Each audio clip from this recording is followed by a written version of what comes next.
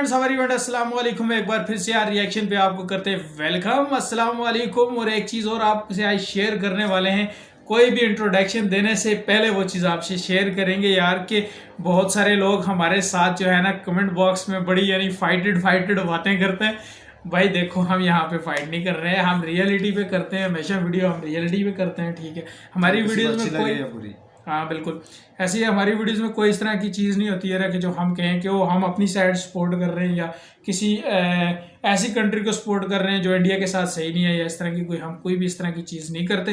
या हम अपने व्यूअर लेने के लिए हम हाँ व्यूवर्स लेने के लिए हम उसमें कोई बात नहीं करते। बात ना की जाए तो फिर फायदा नहीं है, ठीक है। सो गाइस, मैं हूँ आरजे रफाकत मीर और मेरे साथ मौजूद हैं सो उम्मीद करता हूँ कि आप बिल्कुल फिट फाट एवन हंसते मुस्कुराते खुशियाँ बांटते खेलते और साथ साथ कमेंट्स भी कर रहे होंगे लेकिन गाइस, अभी हम जिस वीडियो पे आज करने वाले हैं रिएक्शन, वो वीडियो बहुत मज़े की है। इंडिया के बहुत ही नंबर 1 रिच पर्सन है, मुकेश अंबानी, रतन टाटा का तो नाम बड़ा है। वो टाटा तो मेरे ख्याल में टाटा कंपनी है, तो अंबानी को भी मैं जानता हूँ, उनका भी काफी नाम है। सो गाइस, करते हैं वीडियो, इन दोनों के बीच में कंपैरिजन है। वीडियो स्टार्ट करते हैं, लेट्स स्टार्टेड। वीडियो शुरू करने से पहले अगर अभी तक आपने हमारा चैनल सब्सक्राइब नहीं किया तो हमारे चैनल को सब्सक्राइब करें, वीडियो को लाइक करें, शेयर करें और कमेंट्स करके बताएं कि आपको हमारी वीडियोस कैसी लग रही हैं। तो अब करते हैं video start. Let's start it now. Mukesh Ambani और रतन टाटा दोनों की अमीरी के चर्चे किसने नहीं सुने। मतलब जहां हस्बैंड एक फूल का खर्चा नहीं करते, वहीं मुकेश अंबानी ने एक नहीं 3 बार अपनी वाइफ को करोड़ों की प्राइवेट जेट गिफ्ट की है। पर प्राइवेट जेट, लग्जरी कार वाले अंबानी के पास सिर्फ 6 कंपनियां हैं। लेकिन रतन टाटा की बात करें तो ये रहते तो बस इत्तू से बंगले में, पर इनके पास 135 से ज्यादा कंपनियां हैं। तो बताओ 6 वर्सेस 135 किसकी जेब भारी होगी?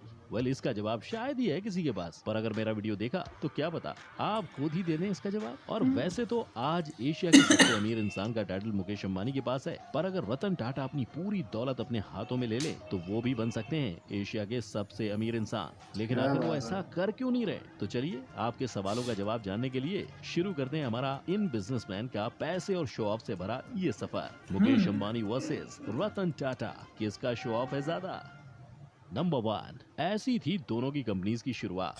चलिए सफर की शुरुआत करते हैं 21,000 रुपीज से शुरू हुई एक टेक्सटाइल कंपनी से, जिसका नेट वर्थ आज 5 लाख करोड़ हो गया है। लेकिन 21,000 से 5 लाख करोड़ तक का ये सफर आसान नहीं था, क्योंकि 1839 में जमशेद जी का स्ट्रगल 14 साल की उम्र में ही मुंबई से शुरू हुआ था, जहां से ग्रेजुएशन खत्म करते ही उन पर परिवार की जिम्मेदारियां आ गयी, जिन्हें पूरा करने के लिए उन्होंने 21,000 रूपए जोड़कर शुरू किया टेक्सटाइल की ट्रेडिंग का काम। फिर जैसे ही धंधे में पाँव जम गए,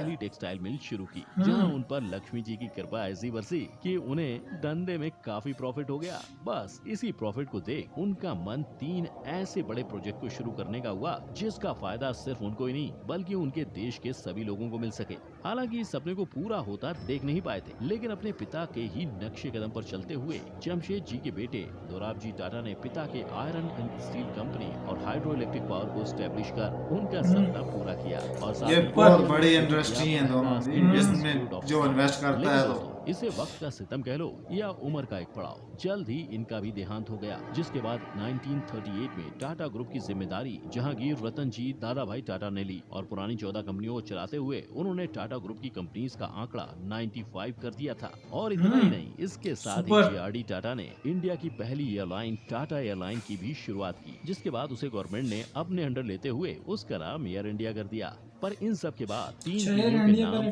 काम को आगे बढ़ाने की जिम्मेदारी मिली रतन नवल टाटा को, जिन्होंने उसे बखूबी निभाते हुए टाटा इंडस्ट्रीज का नाम आज ग्लोबली ऐसा फेमस कर दिया है कि बच्चा बच्चा टाटा के बारे में जानता है और टाटा के साथ काम जरूर करना चाहता है। तभी तो कंपनी का नेटवर्थ आज 5 लाख करोड़ तक जा पहुंचा है। और अब बात करते हैं उस इंसान की जिसकी एक गाड़ी की कीमत में नॉर्मल इंसान बंगला बना लेता है। और सिर्फ इतना ही नहीं, इन्होंने 6 फ्लोर की जो बड़ी पार्किंग अपने घर में बनवाई है ना, इतनी बड़ी बड़ी बिल्डिंग्स में आधे से ज्यादा मुंबई की पॉपुलेशन रहती है। यहाँ आपका गैस बिल्कुल सही है, मैं बात कर रहा हूँ अंबानी की, जिनके हाथ में कोई सोने का कटोरा नहीं था। और हमारे ही पापा की तरह धीरूभाई अंबानी ने भी कड़ी मेहनत और सैलरी में मिलने वाले सिल्वर कॉइन्स को जमा कर करके अपना बिजनेस शुरू किया था। मतलब पैसे जमा होने पर वो विदेश की नौकरी को छोड़कर मुंबई की एक चौल में रहने आ गए और जैसे तैसे बहुत संघर्ष और मेहनत के बाद धीरूभाई अंबानी ने रिलायंस कमर्शियल कॉर्पोरेशन को शुरू किया, जो मसालों और यार्न्स में ट्रेड करता था। और जैसे ही मसालों और यार्न के धंधे में वो सेट हो गए, वैसे ही उन्होंने विमल नाम से अपने कपड़ों का बिजनेस भी शुरू कर दिया। पर विमल लोगों को लुभाने में फेल हुआ, इसलिए उसको कस्टमर्स का अच्छा रिस्पॉन्स नहीं मिला, जिसके बाद उसके स्टॉक में लोगों से इन्वेस्ट करवाने और उसके स्टॉक को बेचने का काम भी खुद धीरूभाई अंबानी को करना पड़ा। लेकिन अपने आप में ये काफी बड़ी बात है कि जिस टाइम लोग इन्वेस्ट जानते नहीं थे, उस टाइम धीरूभाई अंबानी ने विमल के आईपीओ में लोगों से इन्वेस्ट करवाया था और ऐसी इन्वेस्टमेंट करवाई थी जिसका फायदा कंपनी और इन्वेस्टर्स दोनों को भरपूर हुआ। और कुछ ही सालों में 70 करोड़ के रेवेन्यू वाले रिलायंस का रेवेन्यू 2002 में 75 नए कल की नई धुन। रेवेन्यू 2002 में 75,000 करोड़ हो गया था। इस रेवेन्यू और बिजनेस में मिल रहे सक्सेस के चलते रिलायंस इंडस्ट्रीज का नाम फॉर्च्यून 500 में शामिल हुआ था। लेकिन शायद धीरूभाई के हिस्से में इतनी ही सक्सेस थी, इसीलिए तो उसी साल खराब तबीयत की वजह से उनकी डेथ हो गई और उनकी मौत के बाद उनके पूरे बिजनेस को उनके दोनों बेटे मुकेश और अनिल अंबानी के बीच डिवाइड कर दिया गया। पर दोनों भाइयों के बिजनेस का तरीका काफी अलग था, इसीलिए जहां एक भाई कोर्ट में खुद गवाही दे रहा है कि उसकी नेटवर्थ 0 हो गई है, वहीं मुकेश अंबानी का नेटवर्थ 7,930 करोड़ डॉलर हो गया है। नंबर 2, किसका पैसा है ज्यादा, जिससे होता है उसका फायदा। चलिए अब बात करते हैं इनके आज की, यानी कि दोनों के पैसों की, क्योंकि ये सारी लड़ाई उसी की तो है। पर क्या आप जानते हैं 88 मिलियन के नेटवर्थ वाले मुकेश अंबानी रिलायंस रिटेल, रिलायंस पेट्रोलियम और रिलायंस जियो जैसी कई कंपनीज के मालिक हैं, परंतु वहीं 135 से ज्यादा कंपनीज की सब्सिडीज होते हुए भी रतन टाटा का नेटवर्थ हमेशा अंबानी से कम रहा है और कभी कागजों पर दिखाई भी नहीं दिया है। पर आखिर क्यों? तो आइए जानते हैं। ये तो हम सभी को पता है कि रिलायंस इंडस्ट्रीज फिलहाल लिमिटेड सेक्टर्स में ही काम कर रही है, लेकिन वहीं टाटा ग्रुप इंडिया के ऑलमोस्ट हर फील्ड में काम कर रहा है, जैसे स्टील, केमिकल, आईटी, ऑटोमोबाइल वगैरह वगैरह। तभी तो सब्सिडरीज कंपनीज के ज्यादा होने की वजह से टाटा ग्रुप का market capital most of the time Reliance group से ज्यादा ही रहता है। फिर भी मुकेश अंबानी का नेटवर्थ आज इंडिया में सबसे ज्यादा कैसे है, यही जानना चाहते हैं ना? तो आपकी क्यूरियोसिटी को खत्म करते हुए मैं बता दूं, मुकेश अंबानी का नेटवर्थ इसलिए ज्यादा है क्योंकि रिलायंस ग्रुप में वो 48% शेयर के मालिक हैं और जब शेयर ही लगभग आधे उनके नाम है, तो जाहिर सी बात है कंपनी का फायदा होने पे आदमी की वैल्यू भी बढ़ती ही है। इसीलिए तो सितंबर 2020 में अंबानी साहब का नेटवर्थ 88 बिलियन डॉलर हो गया था। लेकिन वहीं अगर हम बात करें रतन टाटा की, तो टाटा ग्रुप में वो 1% से भी कम शेयर के मालिक हैं, क्योंकि उनकी ग्रुप का 66% शेयर उनकी ही कंपनी के अलग अलग ट्रस्ट जैसे sir Ratan Tata trust, sir Dorabji Tata trust, Tata education trust जैसे कई ट्रस्ट को डोनेट किया जाता है, जो इंडिया के एजुकेशन, हेल्थ, लाइवलीहुड जनरेशन और आर्ट एंड कल्चर जैसे अलग अलग सेक्टर्स में काम कर रहे हैं। बहुत अच्छा मतलब ये बहुत अच्छा बात है। सुपर 30+ कंपनी असल चीज ये है, आपने लोगों को फैमिली वैल्यू को आगे बढ़ाते हुए वो कंपनी का 2/3 से मजा भी आया, ज्यादा मजा हिस्सा आया। देशवासियों के लिए दान कर रहे हैं। इसका मतलब समझ रहे हैं आप? इसका मतलब अगर सिर्फ और सिर्फ चैरिटी वाले शेयर भी रतन टाटा ने अपने नाम कर लिए होते ना, तो शायद आज वो न सिर्फ इंडिया के बल्कि पूरे एशिया के सबसे अमीर आदमी होते। लेकिन कोई शक नहीं है। कहीं इसका ये मतलब तो नहीं कि मुकेश अंबानी सिर्फ पेपर्स पर अमीर है, जबकि जेन्युइन पैसा रतन टाटा के पास है। ये तो सोचने वाली बात है। नंबर 3, जैसे खर्चे वैसे चर्चे।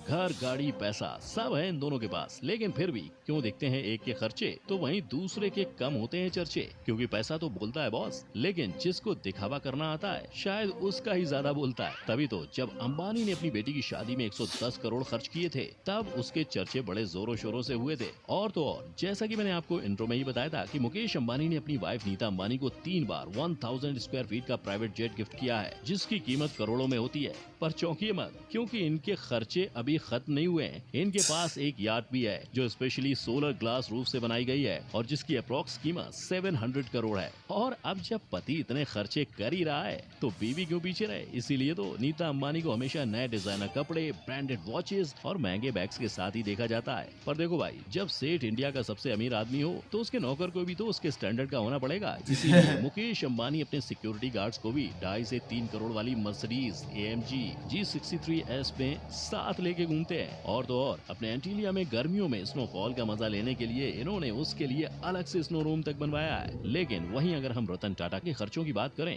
तो उनकी आइडियोलॉजी हमेशा से सिंपल लिविंग की रही है। इसीलिए तो उन्होंने आज तक कोई बड़ा खर्चा नहीं करते हुए अपना घर भी काफी सिंपल और एलिगेंट रखा है। साथ ही अपने पैसों को स्टार्टअप में इन्वेस्ट किया है ताकि उनकी कंट्री और कंट्री के लोग दोनों आगे बढ़ सकें। फिर इसके अलावा उनका टाटा हेल्थ केयर खुद को एक्सपेंड करते हुए अब इंडिया के 25 स्टेट्स और यूनियन टेरिटरीज में फैल गया है। और अब तो टाटा ग्रुप अपनी कंपनीज की तरह सोशल वर्क के हर फील्ड में अपने पैर पसारने लगी है। फिर चाहे वो वाटर सैनिटेशन हो या सुपर यार, या फिर वर्क है ना, डिजास्टर मैनेजमेंट, माइग्रेशन या सोशल जस्टिस ही क्यों ना हो, सबसे बड़ी चीज यही होती है। टाटा ग्रुप लोगों के लिए बिना किसी पब्लिसिटी के काम कर रहा है। उससे तो ये साफ दिख रहा है कि इनकी वैल्यू और एथिक्स इनके लिए कितने इंपॉर्टेंट है। क्योंकि एक बिजनेसमैन जहां अगर एक गुलाब भी खरीद लेता है तो उसकी हवा उड़ने लगती है, मतलब उसकी न्यूज बन जाती है। वहीं दूसरा बिजनेसमैन ऐसा है जिसके पास किसी चीज की कमी नहीं है, लेकिन फिर भी वो सोशल वर्क में इतने आगे पहुंच गए हैं जिसका शायद किसी को पता ही नहीं है। और इसकी वजह है उनका खुद ये सब काम छुप छुप के करना। पर अब आप ही बताइए, इन दोनों बिजनेसमैन ने एक जैसी मेहनत कर अपने आप को, अपनी कंपनी को इतने आगे पहुंचाया, लेकिन फिर भी एक इंसान दुनिया की नजरों से खुद को बचाते हुए सारे काम कर रहा है, तो वहीं दूसरे का छोटे से छोटा खर्चा भी लाइमलाइट में आ जाता है। तो क्या ऐसे में अपने खर्चे का चर्चा करना वाकई में जरूरी है? क्या तो क्या महसूस किया गया? मुझे वीडियो बहुत अच्छी लगी।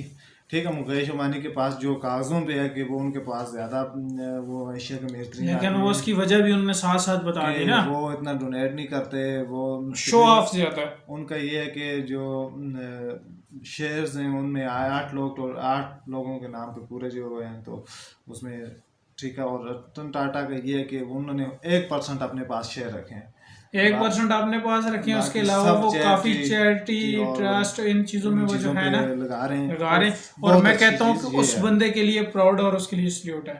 बिल्कुल यकीन जो देखें वो क्या करना है उसको भी पता, साथ लेके जाना नहीं है, तो फिर लोगों की खिदमत करे, ये एक अच्छी सोच और एक अच्छा उसका अजर मिलता है। अजर मिलता है, सही है। अजर पता नहीं आपको समझ आएगी या सवाब कह सकते हैं, सिला कह सकते हैं, या उसको ये कह सकते हैं कि वो आती नहीं है मुझे लैंग्वेज नहीं आती। तो सो गाइस, वीडियो को करते हैं खत्म। वीडियो हो गई है काफ़ी लंबी।